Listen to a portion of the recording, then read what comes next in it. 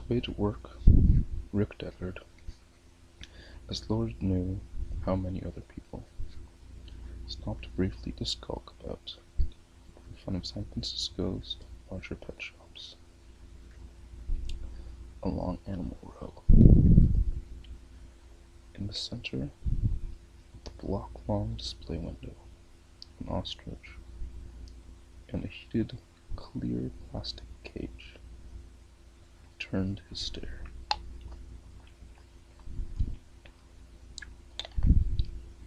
The bird, according to the info plaque attached to the cage, had just arrived from a zoo in Cleveland.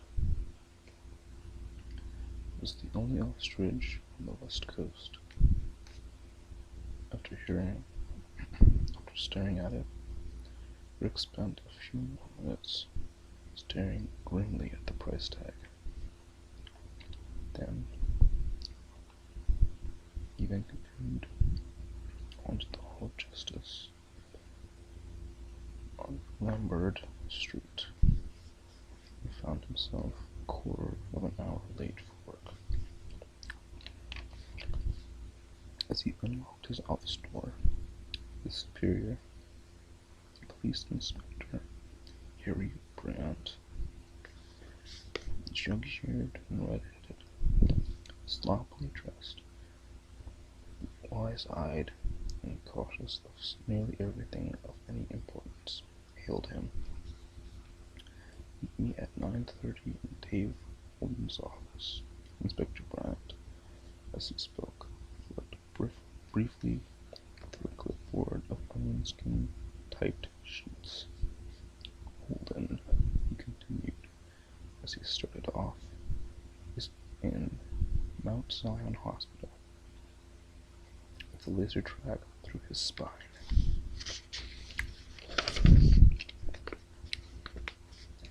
He'll be in there for a month at least, until we can get one of those new organic plastic spinal sections to take hold." "What happened?" Rick asked, chilled. The department's chief bounty hunter had been all right yesterday. At the end of the day, he had, as usual, zipped off in his hovercar to his apartment in the crowded, high-prestige Mob Hill area of the city. Bryant muttered over his shoulder something about 9:30 in Dave's office and departed, leaving Rick standing alone. As he entered his own office, Rick heard the voice of his secretary, Anne Marston, behind him. "Mr. Deckard, you know what happened to Mr. Holden? He got shot." She followed after him at the stuffy, closed-up office and set the air filtering unit into motion. "Yeah," he responded absently. "It must have been one of those new, extra clever Andes the Rosen organization's turning out," Miss Marston said. "Did you read over the company's brochure and the spec sheets? The Nexus 6 brain unit they're using now is capable of selecting within a field of 2 trillion constituents over 10 million separate neural pathways." She lowered her voice. "You missed the vid call this morning. Miss Weil told me. It came through the switchboard exactly at 9. A call in?" Rick asked. Miss Marston said. "A call out by Mr. Bryant to the WPO in Russia, asking them if they would be willing to file a formal written complaint with the Rosen Association's Factory Representative East. Harry still wants the Nexus 6 brain unit withdrawn from the market, he felt no surprise, since the initial release of the specifications and performance charts back in August of 2020. Most police agencies which dealt with escaped Andes had been protesting. The Soviet police can't do any more than we can, he said. Legally, the manufacturers of the Nexus 6 brain unit operated under colonial law, their parent auto factory being on Mars. We had better just accept the new unit as a fact of life, he said. Anyway, it's always been this way. With every improved brain unit that's come along. I remember the howls of pain when the Sutherland people showed their T-14 back in 18. Every police agency in the Western Hemisphere clamored that no test would detect its presence in an instance of illegal entry here. As a matter of fact, for a while they were right. Over 50 of the T-14 android, as he recalled, had made their way by one means or another to Earth, and had not been detected for a period of, in some cases, up to an entire year. But then the Voight empathy test had been devised by the Pavlov Institute, working in the Soviet Union, and no T-14 android, insofar as, at least as was known, had managed to pass that particular test.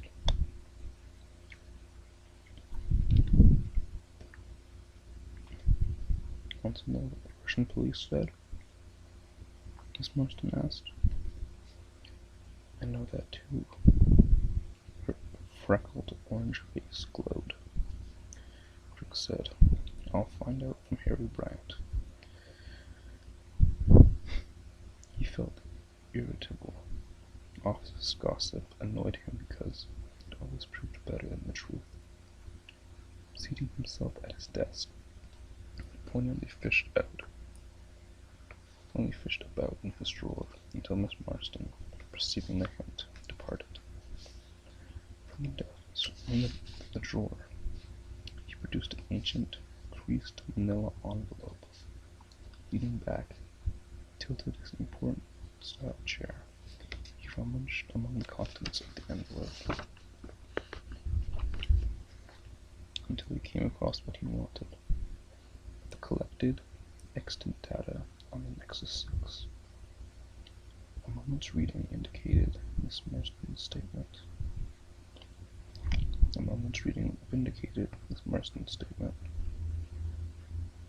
The Nexus 6 did have 2 trillion constituents, plus a choice within a range of 10 million possible contributions of cerebral activity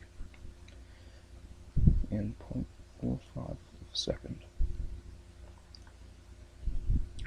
An android equipped with such a brain structure could assume any one of 14 basic reaction postures. Well, no intelligence test would trap such an Andy. But then, intelligence tests hadn't trapped an Andy in years. Not since the primordial crew varieties of the 1970s.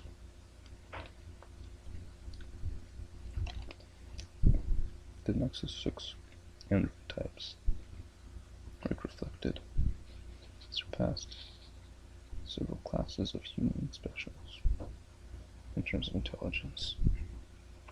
In other words, androids equipped with the Nexus 6 brain unit had from a sort of rough, pragmatic, no-sense standpoint evolved beyond a major, but inferior, segment of mankind, for better or for worse.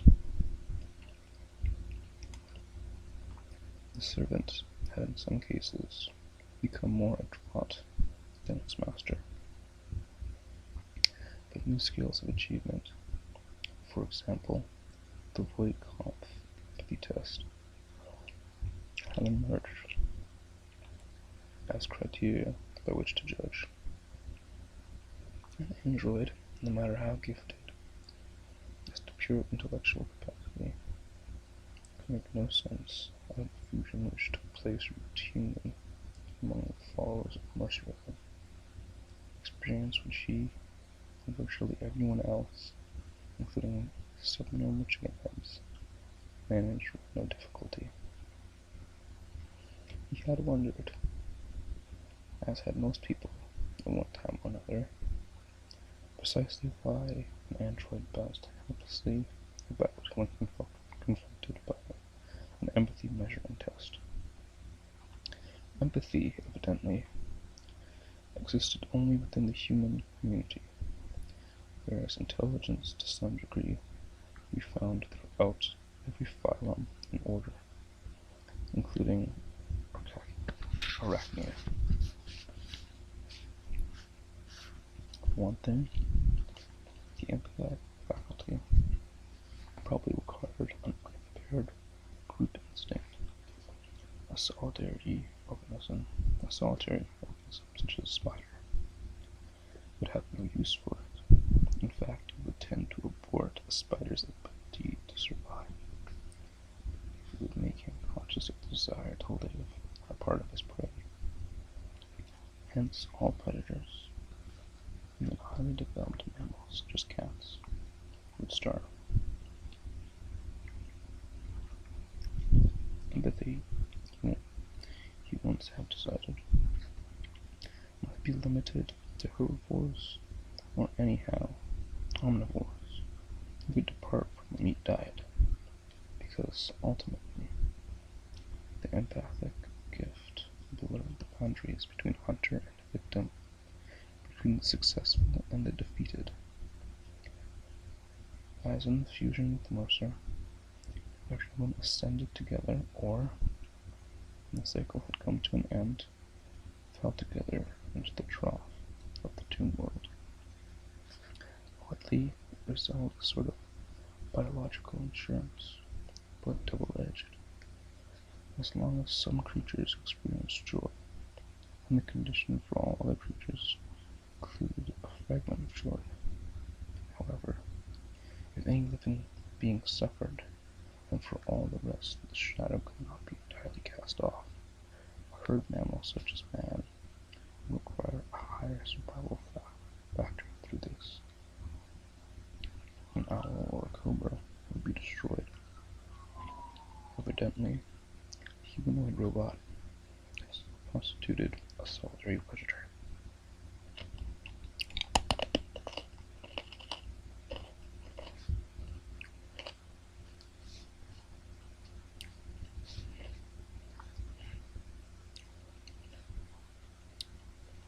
Rick refused to think of them that way.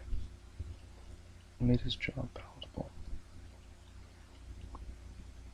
In retiring, i.e. killing Andy, he did not violate the rule of life laid down by Mercer. You shall kill only killers. Mercer had told them that the empathy boxes first appeared on Earth. And in Mercerism, as it evolved into a full theology, the concept of the killers had grown insidiously. In Mercerism, an absolute evil cloaked with the threadbare cloak of the tottering, ascending old man. It was never clear who or what this evil presence was. A Mercerite sensed evil without understanding it. Put it in another way, a Mercerite was free to locate the nebulous presence of the killers wherever he saw fit.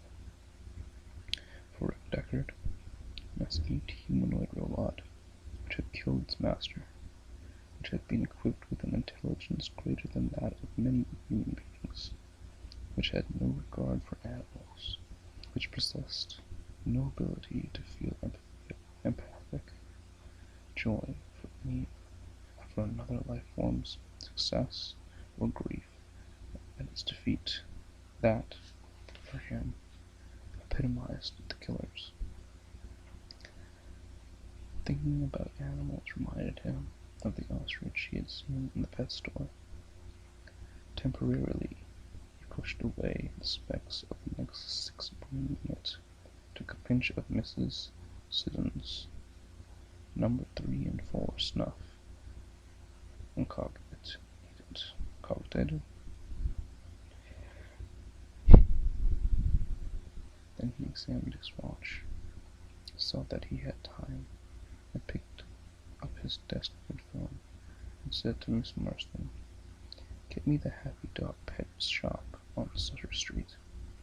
"Yes, sir," Miss Marston said, and opened her phone book. "He can't really want that much from an ostrich," Rick said to himself. "They expect you to car trade, like in the old days." "The Happy Dog Pet Shop," the man's voice declared, and on Rick's spit screen, a minute happy face appeared. Animals could be heard bawling. "That ostrich you have in your display window," Rick said, as he toyed with a ceramic ashtray before him on the desk. "What sort of down payment would I need for that?" "Let's see," the animal salesman said, groping for a pen and a pad of paper. 1/3 down, he figured. "May I ask, sir, if you're going to trade something in?" Guardedly, Rick said, "I haven't decided." "Let's say we put the ostrich on a 30-month contract," the salesman said, "at a low interest rate of 6% a month. You could make your monthly payment after a reasonable down." "You'll have to lower the price you're asking," Rick said. "Knock off $2,000, and I won't trade anything in. I'll come up with cash." Dave Holden, he reflected, with satisfaction. "That could mean a great deal, depending on how many assignments show up during the coming month." "Sir," the animal salesman said, "our asking price is already $1,000 on your book. Check your Sydneys. I'll hang on. I want you to see for yourself, sir, that our price is fair." Christ, Rick thought. They're standing firm. However, just for the heck of it, he moved his bent Sydneys out of his coat pocket. Thumbed to ostrich, male, female, old, young, sick, well, mint, used, and inspected the prices. Mint, male, young, well. The salesman informed him. $30,000. Two had his Sydneys out. Exactly 1,000 under book. "Now, your down payment. I'll think it over," Rick said, "and call you back." He started to hang up. "Your name, sir?" the salesman asked alertly. "Frank Merrywell," Rick said. "And your address, Mr. Merrywell? In case I'm not here when you call back." He made up an address and put the Vidphone receiver back on its cradle. All that money, he thought. And yet, people buy them. Some people have that kind of money.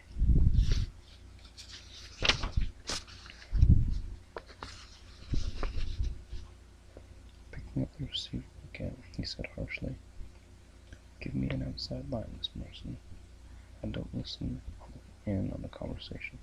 It's confidential." He glared at her. "Yes, sir," Miss Marston said. "Go ahead and dial." And then she cut herself out of the circuit, leaving him to face the outside world. He dialed, by memory, the number of the false animal shop at which he had gotten the ersatz sheep. On the small bit screen, a man dressed like a vet appeared. "Dr. McCrae," the man declared. "This is Deckard. How much is an electric ostrich?" "Oh, I said we could fix you up for less than $800. How soon do you want delivery? We could have to. We could have to make it up. We would have to make it up for you. That's not much call for. I'll talk to you later. Rick interrupted, glancing at his watch. He saw that 9:30 had arrived. Goodbye. He hurriedly hung up, rose, and shortly thereafter stood before Inspector Bryant's office door. He passed by Bryant's receptionist, attractive, with a waist-length, braided silver hair, and then Inspector's secretaries,